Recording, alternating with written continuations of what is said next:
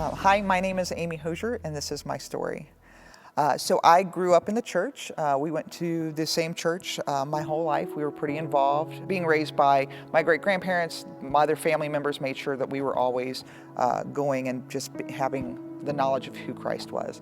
I got baptized at middle school age, and accepted Christ as my Lord and Savior. And going forward, that's how I knew Him. I didn't know any other truth, and that's what I believed and have always believed. So years go by, we go to church, and at one point, one of my family members was going through a pretty rough divorce, and I felt like, from my perspective, I felt like the church got too involved, and some things were said and done, and I just wasn't sure, it just sounded a little shady to me, so I didn't really like the way they handled the situation, and it kind of tainted my view of the church at that point. Not that I stopped going altogether, but I just didn't go as much, because I thought to myself, wow, that was pretty...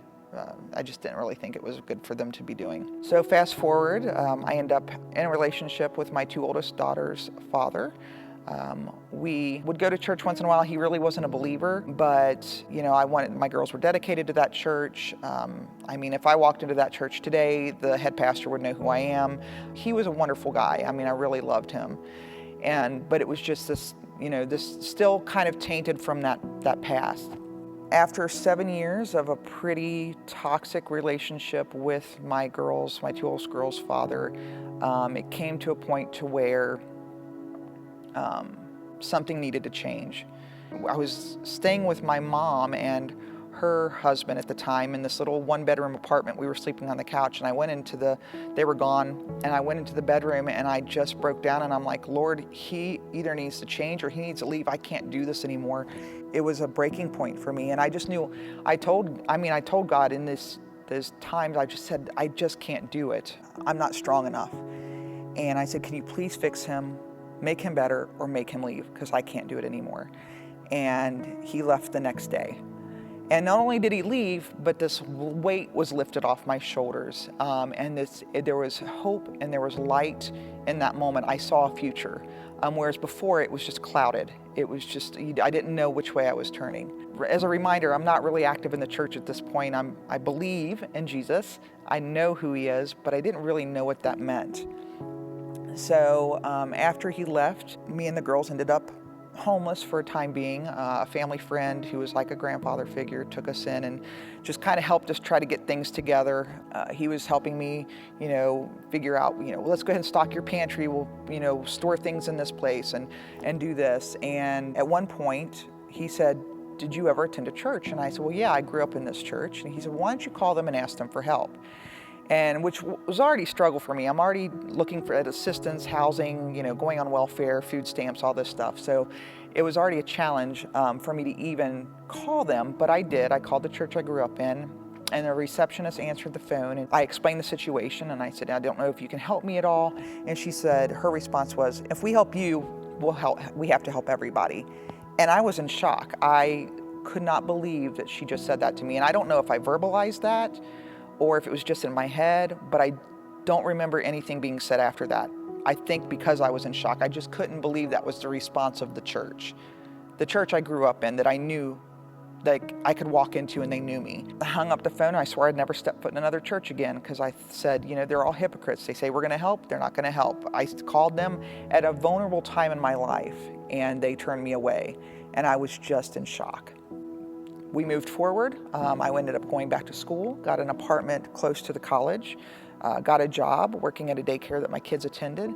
And so I was going to school full time, working practically full time. And at one point I finally decided that I could start dating. I felt comfortable enough. I felt like I was independent enough, and I wasn't gonna need to rely on somebody else. So I started dating, and back then it was online, which was really the newer thing that you were doing then. And so I had a few different online dating sites that I'd go to. It was not good. It was like any other dating, same struggles, just different way. And so I decided I was done. After a few months of doing that, I think about 9 months of trying to date that way, I was just finished. So I started to delete all my accounts. I was just gonna take a break. decide I was going to be a crazy cat lady with kids and just live that way. So as I was deleting, I came across this profile picture of this guy who had sent me a message, and in the profile picture he had a golden retriever with him. And I thought, oh my gosh, he loves dogs. This is great. It was all about the dog. So, so I messaged him and said, hey, I'm deleting my accounts. Here's my Yahoo Messenger handle. And we talked through that and on the phone over the next few weeks. And then we finally met. And the moment I met him is the moment I knew I was going to marry him. He was a believer, which helped, although he knew my story and he knew that I was not going to go to a church ever again. He knew that I was done with churches, but that I did believe in Jesus. So as we're dating, he keeps asking me if I'll go to church, and I keep refusing to go. And finally one day he says, hey, will you go to church with me this morning? And I said, fine. I finally decided to go to church with him. We walk in, I meet his friends, we sit down. And we're sitting there, and the pastor walks out on the stage, and he says, I have a riddle for everybody this morning. And I was like, okay. And he says, how many hypocrites can you fit in a church? And it's like everything went silent, and I just stopped, and I turned and looked at Brent and was like, are you kidding me? Because he knew the story. And he goes, one more.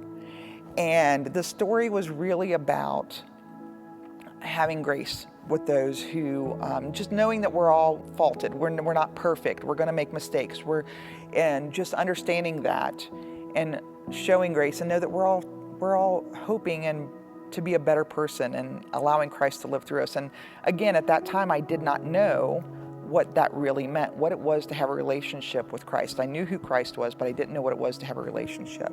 Because of that, I got into my first Bible study.